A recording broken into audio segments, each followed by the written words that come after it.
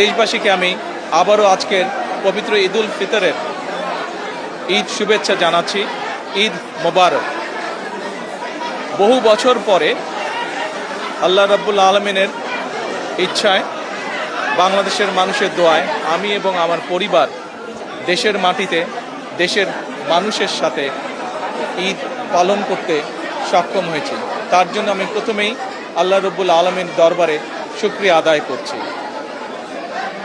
আমি এই দেশের একজন নাগরিক হিসাবে আল্লাহ রাব্বুল আলামিনের কাছে দোয়া করি যেন আল্লাহ আমাদেরকে সেই রহমত দেন। আজ এই ঈদে বাংলাদেশের মানুষ যতটা নির্বিঘ্নে বা যতটা শান্তিতে ঈদ উদযাপন করতে সক্ষম হয়েছে, ইনশাল্লাহ ভবিষ্যতের ঈদগুলোতে যেন আরও বেশি শান্তিপূর্ণভাবে আমরা ঈদ উদযাপন করতে সক্ষম হই, দেশের সকল শ্রেণী পেশার মানুষকে সাথে নিয়ে।